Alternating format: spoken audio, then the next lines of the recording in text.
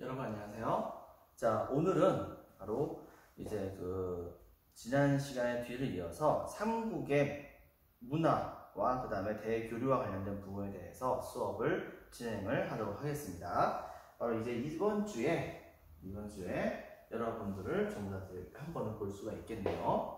1반하고 2반은 사실 선생님이 1반, 2반 학생들의 담당 역사 선생님은 아니에요. 순회 선생님이 한 분 오실 텐데, 1반, 2반 학생들의 경우에는 다음번에 2학년이 등교를 해야 될 때에 여러분 담당 선생님을 만나볼 수가 있을 겁니다. 그러니까 그 점 명심해서 일단은 확인해 주기 바래요. 물론 진도는 똑같고 시험 문제 나오는 것도 똑같을 겁니다. 자, 계속해서 이제 수업을 진행을 하도록 하겠습니다.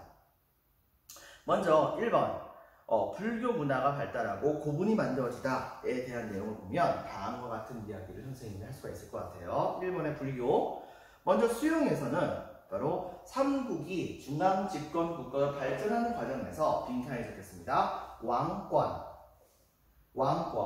왕권 중심으로 이 불교가 수용이 됐었습니다. 자, 이런 왕권 중심의 국가적 통합을 위해서 이것이 수용이 되게 됐는데, 이런 사상은 이른바 왕은 곧 부처다라고 하는 사상으로 이제 지배하게 되게 됩니다. 즉 이른바 이것을 한쪽으로 빼서 적어주세요. 왕즉불, 왕은 곧 부처다, 왕즉불 사상. 자, 왕즉불 사상이라고 하는데요. 이게 중요한 게 뭐냐면, 실제적으로 여러분 생각해 보세요. 왕이 진짜 부처가 맞습니까? 아니잖아요. 그런데 이 시대 때의 국왕은 불교에 대한 이해가 좀 작아서 자기가 곧 부처다라고 하는 식의 생각을 갖게 됐던 거예요. 불교를 수용하면 백성들이 그렇게 믿을 거라 생각했던 거죠. 그래서 이런 식의 생각을 했던 겁니다. 자기가 부처면 백성들이 전부 다가 불교를 믿으면 당연히 자기가 부처니까 백성들은 부처를 믿어야 되니까 왕을 믿을 것이다. 그러므로 왕권은 강해질 것이다. 라고 하는 식의 인식을 갖게 됐던 것이죠. 이건 초보적인 그런 불교의 수용 과정 중에서 일어났던 일이라 볼 수 있겠습니다. 바로 왕즉불 사상.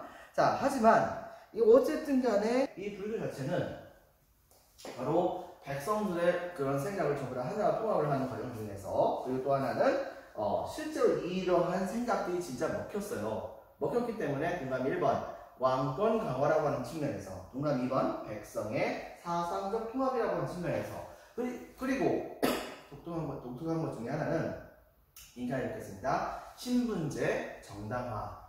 신분제를 정당화하는 모습을 보여주게 됩니다. 이게 무슨 말이냐면, 불교에서는 업 사상과 윤회 사상이라고 하는 것이 있어요. 업이라고 하는 것은 현재의 생애에서 업을 쌓는다. 즉 이것은 업이라고 하는 것은 착한 업, 선업이라고 하는 게 있고 나쁜 업, 악업이라고 하는 것이 있거든요. 악업이든 선업이든 둘 다를 인간이 살아가면서 쌓게 되는데, 그런데 여기에서 죽은 다음에 만약에 착한 선업을 많이 쌓게 되는 사람이라고 한다면 그 사람은 다음 생애에 태어날 때, 윤회, 돌아가면서 태어나는 것을 말하는 거죠. 다음 생애에 태어날 때는 바로 지금 현재보다는 좀 더 나은 생애에서 태어나게 될 것이다 라고 하는 사상이 바로 선업이라고 얘기를 합니다. 그리고 악업이라고 하는 것은 바로 이것을 많이 쌓게 된다고 한다면 다음 생에 태어날 때는 지금 현재 내가 살고 있는 삶보다도 더 나쁜 상태에서 태어나게 될 것이다 라고 얘기를 해요. 예를 들면 이런 겁니다. 내가 지금 현재 일반 평민이에요. 이번 생에 착한 일을 많이 하게 되면 다음 생에 태어날 때는 귀족으로 태어날 수 있는 겁니다. 하지만 이번 생에 내가 나쁜 일을 많이 하게 된다고 한다면 다음 생에는 천민으로 태어날 수 있는 거죠. 천민은 더 나쁜 짓을 하면 동물로도 태어납니다. 동물이 또 나쁜 짓을 하면 글쎄요, 박테리아로 태어날 수도 있겠죠. 하지만 여러분들, 선업을 많이 쌓는다고 한다면 왕으로까지 태어날 수 있다고 사람들이 생각을 했었어요. 근데 이거에 좀 무서운 얘기예요. 이거 뒤집어 얘기하면 무슨 말이냐? 그렇다면 지금 현재 왕은, 지금 현재 귀족은 전생에 뭐 했다? 바로 착한 일을 많이 한 사람이기 때문에 당연히 귀족으로 태어난 것이다 라고 하는 지금 현재 귀족과 왕의 신분 자체를 정당화시켜주는 역할을 하는 거잖아요. 이렇게 하다 보니까 이때 당시에 이 불교가 각국에서 되게 많이 수용이 되게 되는 겁니다. 동그라미 3번 신분제 정당화. 특징은 동그라미 1번 호국불교적인 성격이 있습니다. 호국, 즉 나라를 보호하는 불교다. 즉 부처님께 열심히 빌면은 부처님께서 나라를 보호해 주실 것이다 라고 하는 식의 생각이라 볼 수 있는데, 이런 과정 중에서 만들어졌었던 대표적인 사찰이 백제의 경우에는 바로 미륵사가 있습니다. 미륵사. 그 다음에 또 한 가지, 지금 이제 불타 없어지긴 했지만 터만 남았지만, 그 또 한 가지는 신라의 황룡사 구층 목탑 같은 경우에도 이것을 만들면은 주변 지역, 신라 주변 지역에는 9개의 이민족들이 바로 신라에게 조공을 바칠 것이다 라고 하는 것에 전설이 있는 바로 이 신라의 황룡사 구층 목탑이 이때 당시에 만들어졌죠. 지금 이제 황룡사 구층 목탑은 현재는 없습니다. 몽골의 침략 때 불타버렸기 때문이에요. 아 선생님, 지금 현재 실제 경주 갔더니 황룡사 구층 목탑처럼 되게 큰 건물 같은 것이 있는데요. 그냥 그거 현대에 만든 거예요. 여러분들 전혀 거기에 현혹되면 안 됩니다. 자, 그 다음에 동그라미 2번 귀족 불교적인 성격이 있었습니다. 즉 불교가 귀족하고 같이 연합을 하게 되는데, 왜냐면 불교를 믿으려면 불교의 교리를 알아야겠죠. 불교의 교리가 어디에 쓰여져 있습니까? 바로 불경에 쓰여져 있죠. 불경에 쓰여져 있다 보니까 불경에 쓰여진 글을 읽을 수 있어야 되는 겁니다. 불경에 쓰여진 글을 읽을 수 있으려고 한다면 당연히 무슨 글자를 알아야 되는 거예요? 바로 한자를 알아야 되는 거잖아요. 이러다 보니까 문제가 뭐가 생기게 되냐면, 바로 이 시대 때의 한자가 너무 어렵다 보니까는 일반 평민들은 바로 불교를 알고 싶어도 불교를 잘 알지 못하는 겁니다. 대신에 일반 귀족들의 경우에는 바로 불경에 쓰여져 있는 글자를 읽어가지고서 그래서 열심히 불교를 이해하게 됐고, 이거에 따라서 귀족들 중심으로 불교를 이제 공부하게 되는 상황이 벌어졌다라고 볼 수가 있는 것입니다. 자, 이런 점을 여러분들 기억을 해주세요. 동그라미 2번 귀족 불교적 성격. 예술에서는 바로 황룡사가 진짜 만들어졌습니다. 이것도 현재는 예술 자체가 대표 하나. 예술에는 황룡사 신라진흥왕 때 만들어졌죠. 지난번에 한번 수업 시간 때 얘기했었습니다. 자, 황룡사가 신라진흥왕 때 만들어졌는데, 동그라미 2번 참. 이번에는 이제 미륵사가 있습니다. 동그라미 2번 미륵사. 백제 무왕 때 만들어진 겁니다. 지금 현재 터만 남아있죠. 네, 동그라미 3번. 그러면서 이 미륵사에는 지금 현재 남아있는 그런 탑이 하나 있어요. 이게 바로 미륵사지 석탑이라고 하는 것인데, 근데 이게 실제로는 어떤 상황이었냐면, 실제로 이게 탑이 3개가 있었는데 그 중에서 2개는 완전히 박살나버렸고 나머지 하나만 남아있던 상황이었는데, 이게 아마 조선시대 때쯤인가 이것이 반이 불타버린 거예요. 그래가지고서 당연히 벼락을 맞아가지고서 반이 이제 박살난 거예요. 그래가지고서 일제시대 때 이걸 일본인들이 발견하게 되자 이걸 나름대로 보수를 하겠다고 어떻게 했냐면, 탑이 뭐 이런 식으로 있으면, 자, 이런 식으로 있으면,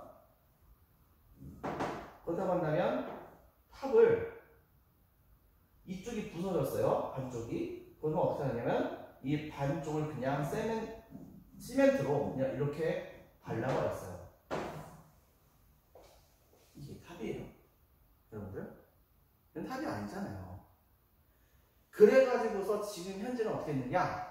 바로 복원할 수 있는 부분까지 주변에 있는 돌들을 이용해서 첫 번째 일제시대 때 발라놓은 이 시멘트를 전부 다 걷어냅니다. 그리고 지금 현재는 어느 정도 약간은 그 원래의 모습을 갖춰나간 모습을 현재는 복원을 최근에 이제 했습니다. 최근에 했지만은 그래도 좀 안타까운 것이 좀 있겠죠. 그래서 3번에서는 미륵사지 석탑. 여러분들 프린트 7페이지에 그 미륵사지 석탑이 나와 있습니다. 복원 전 것이에요. 그 다음에 정림사지 5층 석탑이라고 하는 것을 백제 시대 때 만들었습니다. 자, 동그라미 4번에는 황룡사 9층 목탑. 이 목탑이니까 나무로 만든 거잖아요. 나무로 만든 건데, 그런데 이 목탑은 실제로 남아있었으면 동양에서 가장 오래된, 바로 굉장히 가장 유명한 그런 목탑으로 남아있을 겁니다. 근데 안타깝게도 몽골의 침략으로 불타버렸다는 아쉬움이 있죠. 그리고 빈칸에 적혔습니다. 분황사 석탑. 분황사 석탑. 여기는 되게 독특한 것이 중국에서 벽돌로 이제 탑을 만드는 방식 같은 것이 신라에 전파가 된 거예요. 근데 문제는 뭐냐면 신라 사람들이 벽돌을 만들 줄 몰랐어요. 잘 생각보다는. 그러다 보니까 중국이 벽돌로도 탑 같은 걸 만들었는데 그게 너무 좋아 보였단 말이죠. 그래가지고 어떻게 했느냐? 신라 사람들은 벽돌을 만들 줄 모르니까 우리가 알고 있는 그 일반적인 돌들을 벽돌 모양으로 깎아버립니다. 이걸 벽돌 모양으로 딱 깎은 다음에 이것을 가지고서 바로 이제 탑을 만드는 모습을 보여주기도 했었습니다. 그래서 만든 것이 바로 분황사 석탑이죠. 그러다 보니까 여러분 생각해 보세요. 이 돌을 그렇게 벽돌 모양으로 자르는 것이 얼마나 힘든 것이겠어요. 때문에 전 세계 사람들은 우리나라의 건축 예술 같은 걸 보고서 우리나라 사람들은 이제 돌의 민족이 아닌가라고 얘기를 하기도 합니다. 그만큼 돌을 잘 다루기 때문이죠. 자, 그 다음에 또 한 가지 보겠습니다. 자, 이번에는 동그라미 5번에는 금동 연가 7년명 열애 입상 고구려라고 적혀있죠. 거기다 동그라미 5번 적어주세요. 이제 고구려의 대표적인 그런 그 불상이라고 볼 수 있는데, 이게 왜 중요하냐면 고구려의 불상들이 그다지 많이 남아있지는 않아요. 근데 발견된 것 중에서 얼마 되지 않은 것 중에 하나가 바로 이 금동 연가 7년명 열애 입상이라고 하는 겁니다. 이게 왜 금동 연가 7년명이라고 적혀있냐면 뒤에 연가 7년이라고 하는 그런 이제 날짜가 적혀있기 때문에, 그렇기 때문에 연가 7년명 열애 입상이라고 얘기를 하죠. 바로 이것이 지금 현재 고구려의 불상으로 남아있는 것이 있고, 백제 미소라고 하는 별명이 붙어있는 동그라미 6번 서산 마의 삼존상이라고 하는 이제 불상이 지금 현재 남아있습니다. 프린트 7페이지에 거기 나와있죠. 서산 마의 삼존상, 바위 조각한 불상으로 얼굴에 온화한 미소를 머금고 있다. 근데 이게 되게 독특한 게, 선생님도 이거 딱 한 번 본 적 있거든요. 가서 봤는데 이게 이런 말이 있어요. 아침에 해가 뜰 때하고 정오하고 그 다음에 저녁하고 바로 햇빛이 비치는 방향에 따라서 부처님의 얼굴 모양이 바뀐다는 거예요. 어떨 때는 웃는 모습 같은데 어쩔 때는 무표정한 모습이고 어쩔 때는 오히려 화난 모습이라는 거죠. 그러다 보니까 이걸 보고서 되게 신기하게 여겨졌던 많은 사람들이 여기다 별명을 붙여줍니다. 바로 백제의 미소라고 하는 이제 이름을 붙여주는 것이 있다라고 하는 걸 여러분 기억해주고, 그 다음에 동그라미 7번에는 경주 지역에서는 경주 배동 석조열의 삼존상이라고 하는 것이 되게 유행을 많이 했었습니다. 자, 다음에 동그라미 8번엔 바로 빈칸에 적혔습니다. 미륵보살 반가상. 미륵보살 반가상.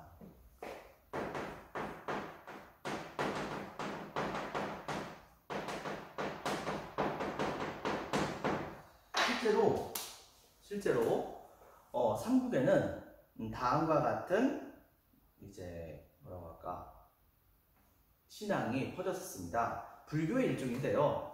크리스교 쪽에서의 최후의 심판처럼 불교에도 최후의 심판이 있어요. 크리스교의 최후의 심판은 세상의 마지막 날 이 땅에 구세주께서 내려오셔서 선택받은 사람들을 데려가고 나머지는 전부 다 이제 버린다라고 하는 그런 식의 좀 살벌한 내용의 최후의 심판 이야기가 있다고 한다면, 불교 쪽에서는 조금 좀 온화로워요. 어떠냐? 석가모니가 태어나신 다음에 그 뒤를 이어서 56억 7천만 년, 56억 7천만 년까지 석가모니 부처가 그때까지 구원하지 못한 나머지 이 세상에 있는 모든 생명체, 인간이 아니에요. 생명체들 전부 다를 끝없이 끝없이 56억 7천만 년 동안 수행을 통해 가지고서 공덕을 쌓은 다음에 그 공덕을 이용해 가지고서 나머지 모든 생물들 전부 다를 한꺼번에 구원을 하는 것을 목적으로 했었던 바로 부처님이 있습니다. 이 부처님을 일컬어서 우리는 미륵보살이라고 얘기를 하죠. 그렇기 때문에 여러분들 바로 많은 사람들은 이 세상이 빨리 끝나기를 바랬던 경우가 진짜 많았었어요. 왜? 살기 너무 힘드니까. 그래가지고서 미륵보살에게 열심히 기도를 했던 겁니다. 미륵보살이시여 제발 이 땅에 빨리 내려와 주세요 라고 하면서 왜? 지금 사는 곳이 바로 지옥이니까 제발 이 땅에 내려와 주셔서 우리를 구원해 주세요 라고 하면서 미륵보살에게 엄청나게 많이 빌었었대요. 그러다 보니까 실제로 어떤 일이 벌어지게 되냐면 바로 이런 상황이 벌어지는 겁니다. 많은 사람들이 미륵보살의 모양을 본따 가지고서 그래서 이제 그 불상을 많이 만들고 거기다가 이제 기도를 했던 거죠. 예를 들면 이런 식이에요. 실제로 한다면 여러분들 자 불상의 모양은 첫 번째 사람이 이렇게 의자 위에 있습니다. 어딘가 앉아 있어요. 그리고 양반다리 있죠? 이 양반다리 이름과 우리는 가부좌라고도 얘기하는데 가부좌를 한쪽만 틀었어요. 한쪽만 튼 다음에 그 다음에 모양은 어떤 것이냐? 뭔가 생각을 해요. 생각을 한다는 것은 좀 어려운 말로 하면 사유한다 라고도 얘기하죠. 이런 식으로 바로 이런 형태의 모양을 띈 것이 바로 미륵보살이 반만 가부좌를 튼 채로 생각하는 상, 이른바 미륵보살 반가사유상 혹은 반가상이라고도 얘기를 합니다. 이런 점을 기억해서 미륵보살 반가사유상 까먹지 마세요. 자, 미륵보살이 많이 제작이 되었다라고 하는 걸 기억해주고 다음 페이지 넘기면 자 먼저 고군의 경우에는 고군이 바로 이제 옛날 무덤을 말하죠. 고구려의 경우에는 초기에는 빈칸이 있겠습니다. 돌무지 무덤. 돌무지 무덤. 돌무지 무덤은 간단하게 생각하면은 바로 돌이 무지하게 많은 무덤이라고 생각을 하면 됩니다. 참고로 교과서에 60페이지에 삼국의 고분이 같이 나와 있기도 한데요. 프린트를 봐서도 괜찮기도 합니다. 자, 어떤 식이냐면 이런 식이에요. 고구려의 경우에 특히 돌이 무지하게 많이 모여있는 건 형태의 무덤이라고 해서 돌무지 무덤이라고 하지만 좀 독특했던 것이 바로 계단식을 껴요. 계단식을 껴가지고서 이런 형태로 만들어진 그런 무덤이 실제로 존재하거든요. 대표적인 것 중에 하나가 장군총이 여기에 포함이 되죠. 바로 이런 무덤은 사실은 무덤 안으로 들어가는 입구 같은 것이 존재했어요. 그래가지고서 지금 현재 봤을 때 이 무덤들의 상당수는 실제로 거의 다 도굴을 많이 당하기도 했었습니다. 실제로. 근데 이런 형태의 무덤이 나중에 가서는 어떻게 변신하게 되냐면 바로 무덤이 있으면 무덤에 들어가는 입구가 있는데 그 입구 안쪽으로 여러 개의 방이 있는 그런 형태로 이 무덤이 만들어지게 됩니다. 그래서 이 무덤은 초창기에는 이 벽이 전부 다 돌로 이루어진 거기 때문에 벽에다가 벽화를 그릴 수가 있었는데 처음 그렸던 곳에서는 그 인물이 살았을 때의 생전의 생활이라든가 아니면 생애 같은 것을 이제 그렸던 것이 있었다고 한다면 후기에 가서는 고구려 이제 도교가 전파가 되게 되면서 도교의 대표적인 도교를 상징하는 대표적인 이제 신과 같은 존재들 예를 들면 사신도에 등장하는 이른바 주작, 현무, 백호, 청룡 이런 것 같은 짐승들을 이 벽화에다가 그려놓은 모습을 보여주기도 합니다. 그래서 자 점자 굴식 돌방 무덤 박스 굴식 돌방 무덤 박스 밑줄 칩니다. 벽화 그림 밑줄. 자 초기 동그라미 무덤 주인의 생활. 하지만 점차 박스 빈칸을 잡겠습니다. 사신도 불리기의 신을 그린 그림이다 라고 생각하면 됩니다. 바로 사신도와 같은 그런 그림을 그리는 모습을 우리가 찾아볼 수가 있겠습니다. 백제의 경우에는 바로 한성시기, 즉 한성의 수도가 있었을 때, 한성 위례성의 수도가 있었을 때는 돌무지 무덤이었어요. 고구려하고 거의 비슷했었죠. 자, 그랬었는데 나중에 가가지고서 웅진천도에다 가스 칩니다. 웅진천도 가스. 그 이후에는 고구려 형태를 본받아서 굴식 돌방문도 만들었지만 더불어서 모두 했었냐면 이른바 중국의 양난의 영향을 받아가지고 지난 시간에 수업했던 것이죠. 무령왕릉 같은 경우는 실제적으로 바로 이제 벽돌로서 무덤을 만든 것이 남아있기도 합니다. 거기다가 사비로 천도한 다음에 백제 성왕 때 사비로 천도했었죠. 사비로 천도한 다음에는 굴식 돌량 무덤을 다시 만들었다고 해요. 그런데 이제 되게 독특한 게 바로 신라예요. 신라의 경우는 어떤 형태냐? 실제로 무덤이 이런 겁니다. 자, 땅이 있으면 여기다가 관을 짜서 우리가 집어넣습니다. 관을 짜서 집어넣어요. 그리고서 어떻게 하느냐? 이 관이 들어가는 거대한 물감을 또 하나 만들어요. 관을 덧붙였다 볼 수 있겠죠? 그렇죠? 그 다음에 어떻게 했냐면 이 바깥쪽에다가 엄청나게 많은 양이 해당하는 자갈 같은 것을 여기다가 쌓아놔요. 엄청나게 많은 자갈, 돌덩어리 이런 것들 많이 쌓아놔요. 돌이 무지하게 많았겠죠. 기본적으로 돌무지 무덤인데, 그런데 안에다가 너를 추가적으로 만들어가지고서 쌓은 무덤이기 때문에 돌무지 덧널 무덤입니다. 너를 추가적으로 더 쌓았다고 해서 덧댔다라고 해서 돌무지 덧널 무덤이라고 해요. 맨 마지막에 여기다가는 쌓아가지고서 그래서 산처럼 보이죠. 실제로 여러분들이 경주에 가가지고서 보는 그 무덤들의 상당수는 이런 형태의 돌무지 덧널 무덤인 경우가 되게 많이 있기도 합니다. 근데 이런 것들은 실제로 무덤에 들어가는 입구까지 있잖아요. 그러다 보니까 실제로 도굴되는 경우가 거의 많았었어요. 도굴 안 된 경우는 백제의 벽돌 무덤 정도가 굉장히 독특한 그런 상황이었다 볼 수 있는데, 근데 이 신라의 돌무지 덧널 무덤의 경우에는 여러분 한번 생각해 보세요. 도굴꾼이 와가지고 쉽게 파갈 수가 있을까요? 실제로 삽들고서 여기를 파면 여러분들 아무나 자기네들 조성의 무덤을 누구든지 와가지고서 파는 것을 좋아하는 사람은 없기 때문에 한밤중에 도굴꾼이 와가지고서 간신히 파긴 하겠죠. 몰래 파다가 그러다가 잘못 걸리면 동네 사람한테 맞아 죽기도 하겠죠. 하지만 운 좋게 팠던 사람이 있다고 칩시다. 팠어요. 팠는데 문제는 이 안에 뭐가 있다고 했어요? 바로 돌이 있다고 했었죠. 그렇죠? 파는데 위에서 돌이 있다고 했어요. 어떤 이유가 있을까요?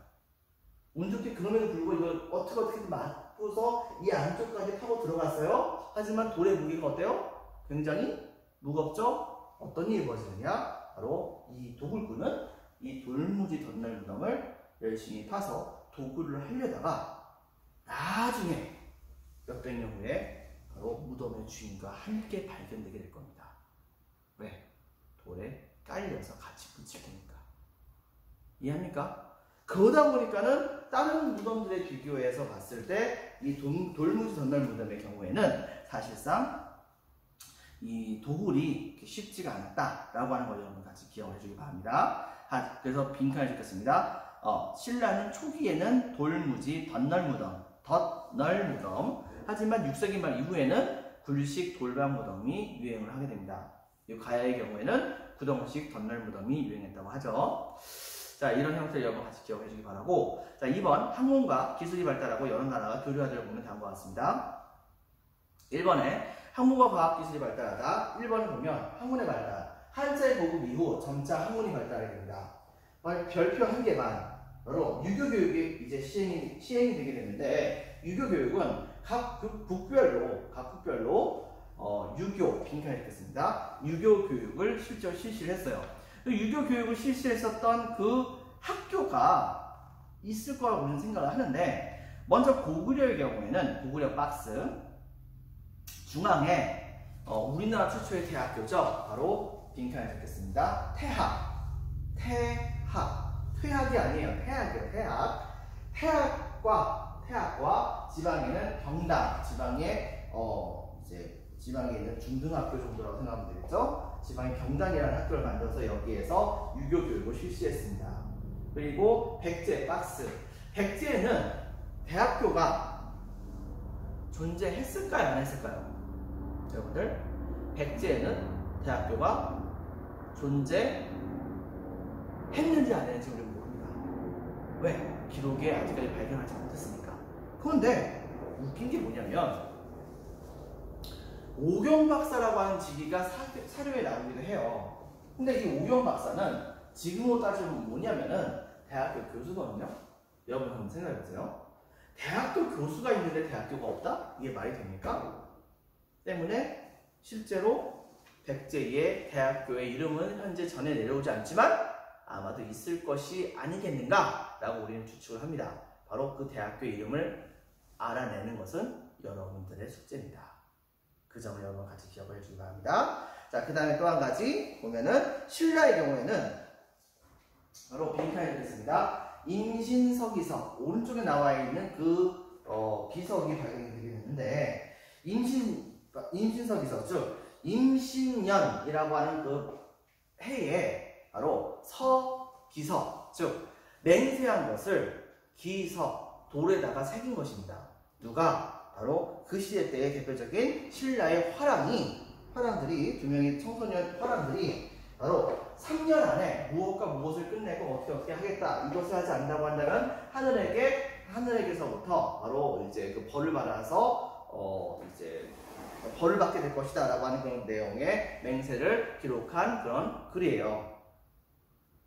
근데 이것이 이제 왜 중요하냐면 당시에는 신라의 공식적인 학교가 있었을 거라고 생각되지는 않아요. 하지만 준학교적인 그런 역할을 했던 것이 바로 화랑도라고 볼 수 있겠죠. 때문에 아마도 화랑도가 사실상 학교의 역할을 했었던 그런 측면을 우리가 생각해 볼 수가 있는데 당시에 그 화랑도에 소속해 있었던 그런 사람들이 바로 이렇게 유교 교육을 했다는 것은 의미가 있다고 볼 수 있겠죠. 거기다 또 한 가지는 뭐가 있냐면은 여기 같은 경우에는 거기 적혀 있는 것들이 문자가 한자로 적혀 있긴 한데 글자는 한자인데 바로 문법은 한문이 아닙니다. 바로 우리나라의 이두문법이라고 하는 거예요. 즉 한자 같은 경우에는 어순이 굳이 얘기한다고 하면 지금으로 치면은 영어하고 비슷하거든요.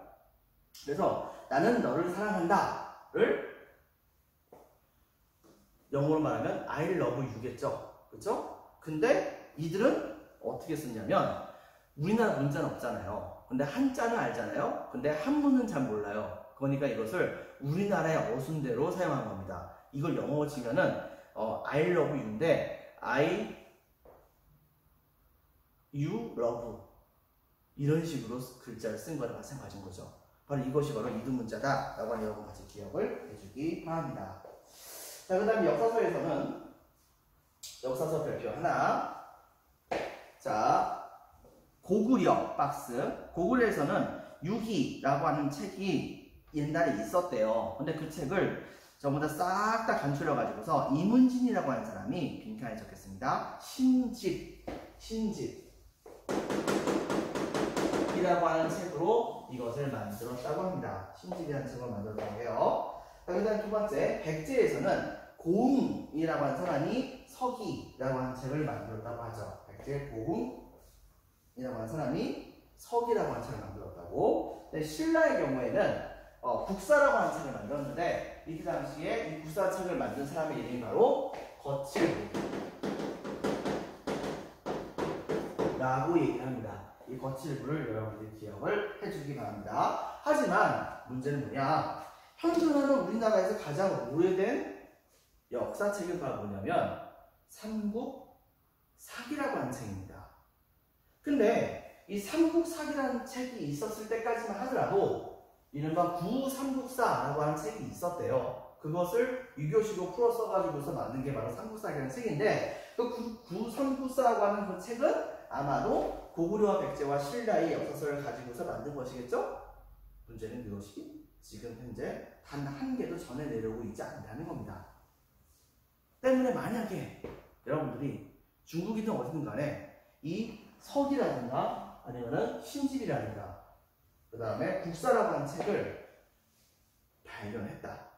이게 짜가가 아니라고 한다면, 가짜가 아니라고 한다면, 여러분들은 국보를 발견하게 되는 겁니다.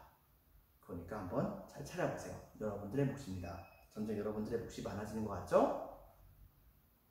자, 그 다음에 또 한 가지 보겠습니다. 자, 도교에서는 도교 별표 하나, 바로 동그라미 1번, 산천을 숭배합니다. 산과 그 다음에 강물을 숭배를 하고, 동그라미 2번, 빈칸에 있겠습니다. 신선사상, 신선을 숭배하는 것이 바로 이 도교에 해당되는 겁니다. 동그라미 3번, 이런 것이 이제 당나라에서 건너온 것이고, 당나라 문물을 제일 먼저 수용할 수 있는 사람들이 귀족이기 때문에, 동그라미 3번, 귀족 중심으로 이것이 유행을 했었습니다. 이런 모습을 보여줄 수 있는 대표적인 유물 중에 하나가 바로 백제, 금동, 대학로 같은 것이라 볼 수 있겠죠. 여러분들 교과서 58페이지에 보면 거기에 백제, 금동, 대학로가 있는데 이거 실제 크기가 어느 정도 되냐면 한 이 정도 돼요. 이게 생각보다 되게 크거든요. 맨 꼭대기에 보면 거기에 봉황이 보이죠. 봉황이 동그란 뭔가를 물고 있어요. 이건 사실 뭘 말하는 거냐면 바로 알을 말합니다. 근데 그 알이 있는데 자세히 보면 그 봉황이 알을 물고 있는데 그 밑에 훨씬 더 커다란 동그란 것이 있죠. 이것은 아마도 현재 우리 역사학자들이 추측을 하기에는 이 새가 물고 있는 알은 주몽을 의미한다고 합니다. 주몽이 알에서 태어났으니까. 근데 이 새가 밟고 있는 그런 알은 바로 원조를 말한다고 해요. 왜? 주몽의 아들이 바로 원조니까. 그렇게 해가지고서 이것을 표시한 것이라고 우리는 추측을 하고, 거기에서 자세히 보면은 거기에 여러 개의 문양이 있는데 그 중에서 일부분에서는 이제 뭔가 뾰족뾰족 튀어나온 게 있잖아요. 이것은 전부 다가 산을 의미한다고 합니다. 산 속에서 그 안에는 뭐 피를 부는 사람이라든가 악기를 연주하는 그런 스님 같은 모습들이 전부 다 그 안에 새겨져 있습니다. 그리고 이 향로의 본체를 바치는 받침대가 사실은 용이 바치는 모습이라고 보여집니다. 근데 바로 여기서 나오는 용이라든가 산천의 사람들이 뛰노는 그런 모습들, 그리고 새의 모습들, 이런 것들은 아마도 백제의 건국신화와 그 다음에 도교가 같이 섞여가지고서 나타난 그런 세계관을 이렇게 표시한 것이 아닌가라고 우리는 추측을 해볼 수가 있어요. 빈칸에 들어가면 백제 금동 대학로, 그 다음에 백제 산수 무늬 벽돌, 백제의 벽돌이 발견되는 거기에서 산과 들의 그 다음에 물의 그런 무늬 같은 것이 발견되기도 합니다. 교과서 58페이지에 나와 있기도 하죠. 바로 그런 모습들은 산천을 숭배하는 그런 백제의 도교를 믿는 그런 귀족들의 마음들이 여기에 담겨 있다고 볼 수가 있겠습니다. 그리고 고구려 고분에는 사신도가 발견됐다고 하죠. 사신도에서 이제 역시 58페이지에 현무도가는 바로 사신 중에 하나인 거북이, 즉 현무를 의미한 것이라고 볼 수 있는데, 근데 이것은 바로 고구려가 당시에 도교를 수용했다는 하나의 증거라고 볼 수도 있는 겁니다. 사신도 밑줄. 과학기술에서는 천문학이 유행을 합니다. 천문학 박스. 자, 밑줄칩니다. 당시에 하늘을 봤던 이유는 하늘이 예언을 한다고 생각을 많이 했었어요.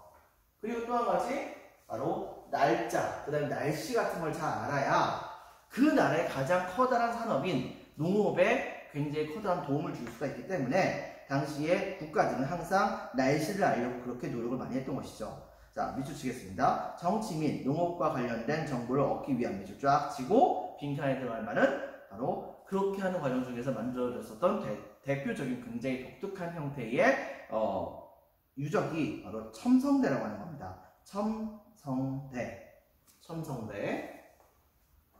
수학은 토치 아닙니다. 토지예요. 토지. 오타입니다. 고쳐주세요. 토지 측량을 하거나 아니면 각종 건축 같은 것을 하는데 수학이 발달했을 것으로 여겨집니다. 그 다음에 금속공예에서는 동그라미 1번 백제의 경우에는 이제 백제 왕이 일본의 왕에게 주었다고 하는 7가지가 나 있는 칼, 칠지도 같은 것이 유명하고 동그라미 2번은 백제 금동대학로, 동그라미 3번은 신라의 금관, 너무 화려하죠. 이런 것들이 있었다는 걸 같이 기억해주시기 바랍니다. 자, 마지막으로 프린트 9페이지를 보겠습니다. 프린트 9페이지에서는 여러 나라와 교류하다와 관련된 내용에서는 프린트 9페이지고 교과서는 59페이지에 해당이 돼요. 자, 먼저 1번 중국 및 서역과의 교류에서 먼저 고구려의 경우에는 별표 1개, 고분벽화에 중국의 신화에 신들이 등장을 하거나 아니면 서역 지역의 인물이라 생각했던 사람들의 모습들이 나타나기도 했다고 합니다. 그것은 아마도 고구려가 서역 지역에 있는 사람들과 같이 교류했다는 하나의 증거가 아닐까 오늘 추측을 해볼 수가 있고, 자, 동그라미 1번, 동그라미 2번은 중앙아시아에 인사를 읽겠습니다. 아프라시아부.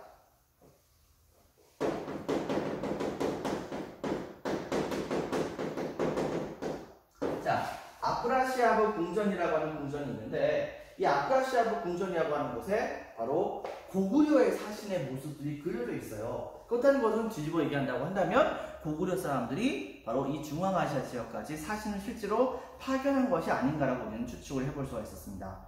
근데 그것은 곧 뭘 말하는 거냐? 당시에 이 고구려는 중국이 분열됐을 그 시기에 중국의 남북조와 그 다음에 중앙아시아의 여러 나라와 교류했다는 것을 증명하는 것이라고 볼 수 있겠죠. 그 다음에 또 한 가지, 백제의 경우에는 남조의 영향을 받은 빈칸을 읽겠습니다. 무룡왕의 능, 무슨 무덤이죠? 바로 벽돌 무덤이죠. 빈칸을 읽겠습니다. 벽돌 무덤 양식. 벽돌 무덤 양식. 북이와 일본에 소개된 백제 음악 같은 것도 실제로 이제 중국과 그 다음에 백제가 그 다음에 일본과 백제가 서로 교류했었던 하나의 증거를 볼 수 있겠습니다. 되게 독특한 것 중에 하나는 신라인데요. 동그라미 1번. 서역에 빈칸을 읽겠습니다. 유리그릇. 당시 우리나라 사람들은 유리를 만들 줄 몰랐어요. 그런데 신라의 무덤에서 유리그릇이 나옵니다. 이것은 신라 사람이 만든 걸까요? 실제로는 서역 지역의 그릇이 거기까지 온 겁니다. 그렇다는 것은 서역 사람들이 당시에 이 신라 사람들과 같이 교류를 했었다라고 하는 것을 우리가 추측을 해볼 수가 있는 것이겠죠? 자, 그 다음에 동그라미 2번에는 금제 장식 보금 같은 것이 실제로 발견되기도 합니다. 교과서에는 59페이지에 바로 장식 보검 거의 보이죠? 그런 형태로 만든 검 같은 것이 실제로 있기도 했고, 그 다음에 되게 독특하게도 뿔 모양의 잔 같은 것이 실제로 발견되기도 했었습니다. 동그라미 3번 뿔 모양의 잔. 자, 그 다음에 가야의 경우에는 동그라미 1번 중국 계통의 청동 거울이 발견되기도 했고, 동그라미 2번 유라시아 지역, 즉 유럽과 아시아 지역, 북방 지역의 유목민족들이 주로 갖고 다니는 유목민족들은 이제 항상 뭘 했었냐면 말에다가 자기가 먹을 수 있는 음식을 끓이기 위해서 솥을 갖고 다녔었어요. 그런데 이 청동 솥에 해당하는 것이 가야 지역에서 발견된 거예요. 그렇다는 것은 가야 사람들 당시에 유목민족의 영향을 일부 받은 것이 아닐까라고 우리는 추측을 해볼 수 있습니다. 근데 구체적인 내용들은 우리가 아직까지는 알 수 없어요. 그 다음에 발표 2개, 삼국 문화의 일본 전파에서는 특징에선 동그라미 1번 삼국이 중국의 선진 문화를 수용하여 독자적으로 발전시킨 후 일본에게 전파하는 모습을 보여줍니다. 즉 중국의 문화를 그대로 수용한 것이 아니라 나름대로 자기네들이 이것을 소화시킨 다음에 그것을 일본에 전파해줬다는 것이죠. 그리고 당시에 상대적으로 문화적인 부분이 많이 떠오르었던 바로 일본에게 이 문물을 전파하게 되면서 일본에서는 이들 문화를 수용하는 과정 중에서 특히 일본 사람들이 그렇게 존경해 마지 않았었던 일본의 고대 인물, 바로 쇼토쿠 태자라고 하는 사람이 있는데, 이 쇼토쿠 태자를 중심으로 했었던 이른바 불교 문화 시대가 있었거든요. 이 시대를 이끌어서 우리는 뭐라고 보냐면 아스카 시대. 아스카 시대라고 하는데, 바로 이 아스카 문화가 이제 발전하는데 이 삼국의 문화가 굉장히 커다란 영향을 끼쳤다고 합니다. 대표적으로 먼저 고구려 보겠습니다. 고구려 박스. 동그라미 1번 승려, 해자. 여자 이름 아니에요. 바로 승려, 해자라고 하는 분은 당시 바로 쫀전 선생님이 계셨던 쇼토쿠 태자의 스승이었다고 합니다. 그리고 동그라미 2번에 담징이라고 하는 분은 바로 종이와 먹의 제조법 같은 것을 실제로 이 일본에게 전파했다고 하는데, 이 담징이 그림을 그렇게 잘 그렸대요. 그래가지고 이것이 지금 현재 일본의 호류사라고 하는 곳에 벽화로 남아있기도 하거든요. 근데 문제는 그게 이 벽화가 얼마나 이제 생동감이 있게 그렸냐면, 당시 기록에 의하면 날아가던 새들이 담징이 그린 그림을 보고서 거기에 나뭇가지가 있으니까 거기 있는 나뭇가지에 앉으려고 했다가 벽에다가 헤딩을 해가지고 전부 다 죽는 경우가 그렇게 많았다더라 라고 하는 기록이 있기도 했었어요. 근데 이제 문제는 이게 일제시대 때쯤인가? 그때쯤에 그만 화재가 나서 불타버립니다. 불타버려가지고서 실제 원래 모습을 우리는 제대로 확인할 수 없어요.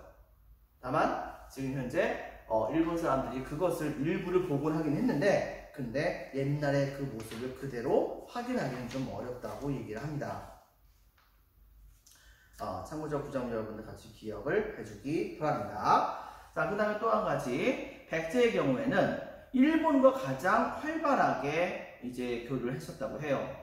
그래가지고서 동남 1번 아집기라고 한다든가 그 다음에 왕인 빈칸에 적혔습니다. 왕인 박사 같은 분은 한문과 그 다음에 논어와 그 다음에 천자문 같은 것을 일본에 전파해줬고 그 다음에 동남 2번 사람 이름이에요. 바로 노리사치게.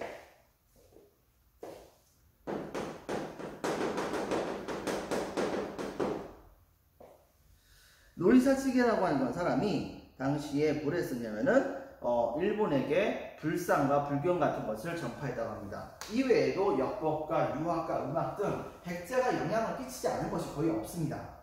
여러분들 어느 정도냐면은 실제로 우리나라에서 무령왕의 왕릉이 발견이 되게 되자 극비리에 일본의 소南가문 쪽에서 바로 사람이 한 명 나와가지고 어떻게 했냐면 당시 무령왕릉에다가 가가지고서 거기다가 자기들의 조상을 찾은 그런 것에 대한 예를 취하는 제사를 지냈다고 해요.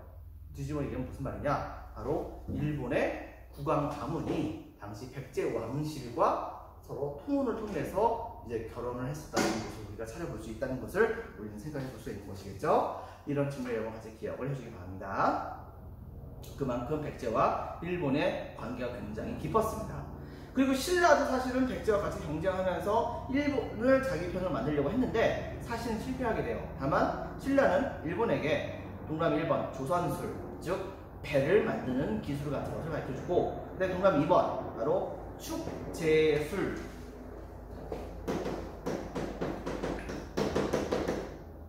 축제술은 축, 쌀 축자, 제방제자, 즉 제방 같은 것을 만드는 기술. 그래야 제방 같은 걸 만들면 뭐를 만들 수 있습니까? 바로 물기를 막아가지고서 연못이라든가 저수지라든가 이런 걸 만들 수 있잖아요.